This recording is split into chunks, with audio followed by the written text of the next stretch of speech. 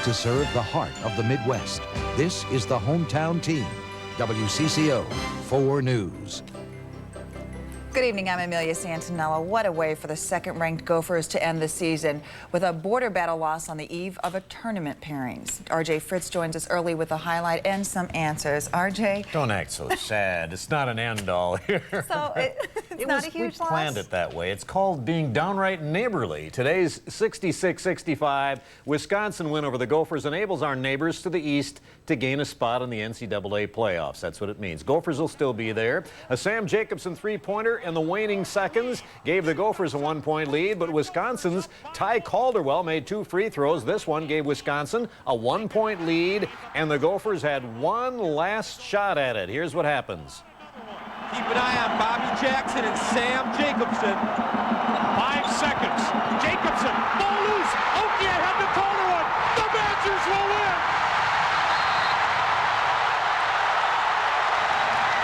But wait, keep your shirts on. The fun is just beginning. And we'll be back in sports with the highlights and the wrap-up of other college basketball games. Lots of hockey action going on for you, so stay with us.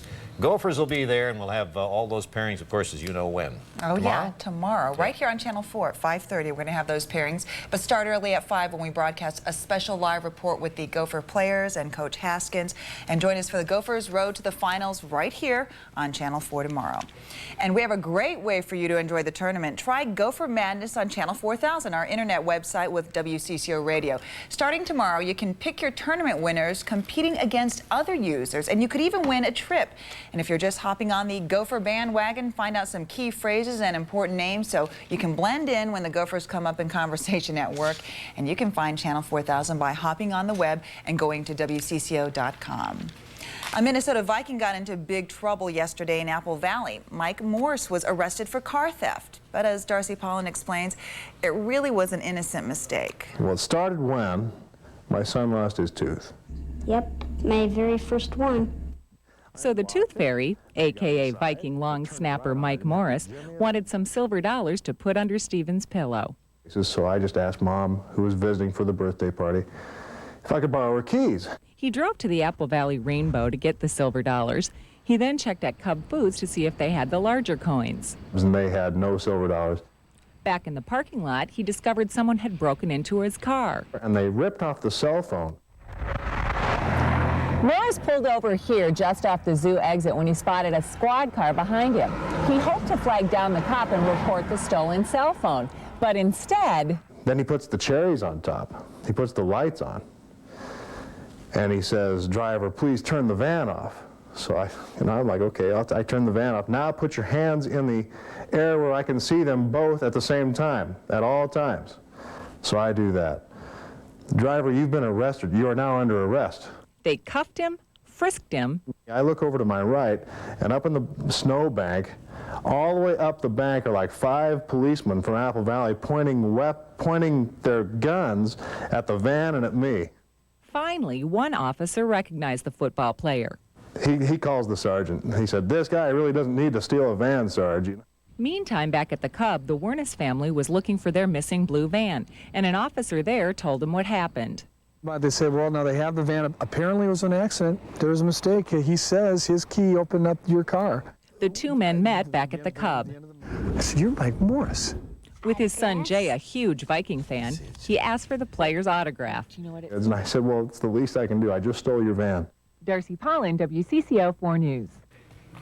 And Mike Morris will have to make another silver dollar run for the Tooth Fairy. His son Stephen has another loose tooth. And now to Early Edition, a chance for you to get tomorrow's local newspaper headlines today.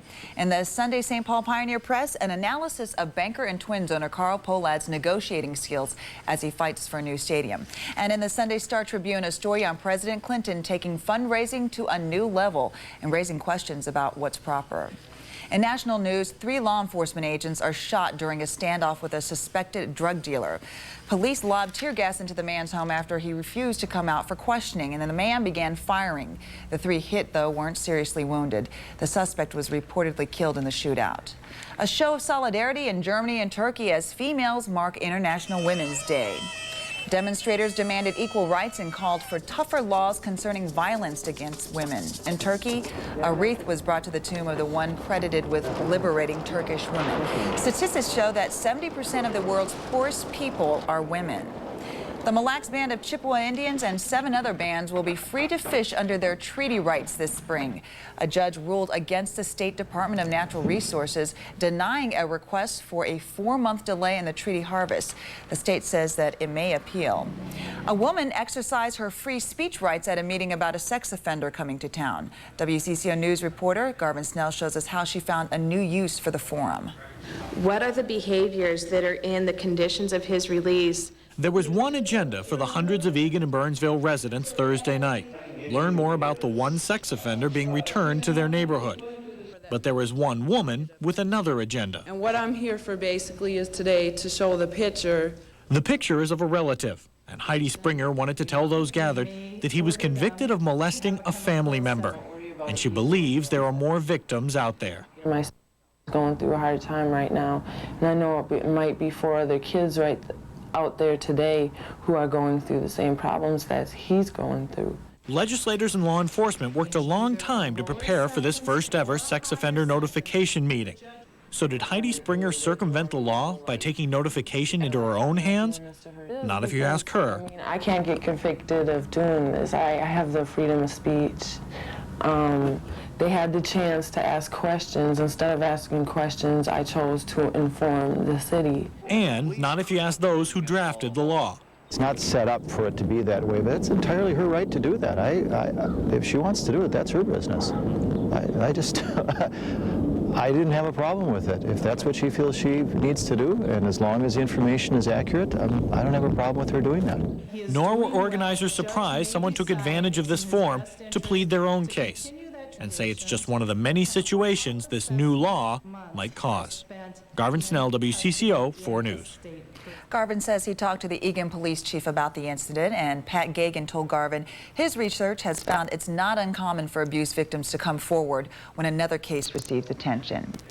And now some hometown headlines beginning in Burnsville. The Burnsville Sun-Current reports more teens are shopping at Burnsville Center on Friday and Saturday nights since the Mall of America started requiring adult escorts. Burnsville Center officials say they've made it clear teens must behave and report no increased problems. Now, these folks might not look like they're getting anywhere, but they're actually on their way to Chicago. St. Paul's Town Square Park hosted the kickoff for the 2nd annual Twin Cities to Chicago AIDS Ride. Besides the spinning, there were demonstrations on tire repair and tent setup for prospective riders. Last year, 1,500 riders completed the trip from Minneapolis to Chicago in 6 days, raising $5 million for AIDS organizations. This year, they're hoping for 1,700 riders. And in New Hope, hundreds of kids attended the annual fish fair. And besides fishing for fake fish, they could learn about these creepy crawlies. And that's a mayfly larva, by the way, that's fish food. And they also saw how to make imitations of the bugs that you can use to catch fish. The annual Parade of Homes began today. 300 builders would display about 800 houses to thousands of people over the next 2 weeks. And no place in the region will sell more lots and homes than Woodbury. Most of the people we talked with cited convenience as the #1 reason to live in Woodbury, along with distance from the Twin Cities. An estimated 500 homes will be sold this year in Woodbury, and more than half cost $200,000 or more. Here in Woodbury, 2 stories are the big thing. It's probably 80% of the market. And if you're over $200,000 for a total price, you're looking at a 4-bedroom house. The other cities hot for building new houses are Plymouth, Shakopee, Brooklyn Park, and Lakeville. And Burnsville was a hot spot for drummers tonight. 21 high school drum lines rolled in from across the state and competed for first place in their division. Now, here's a sample from the Kennedy Percussion Thunder. Their performance tonight, Beetlejuice.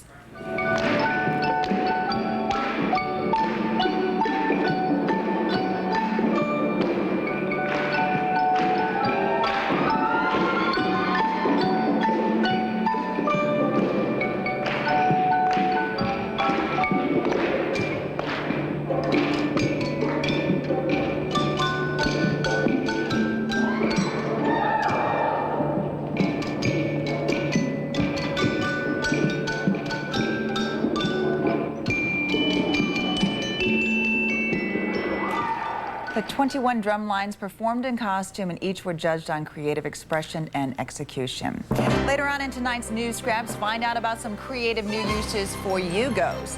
And next, Howard Stern reveals his movie-making moments with our Bill Carlson as they talk about Private Parts, the movie. When news breaks in Roseville, WCCO 4 News is there with live coverage.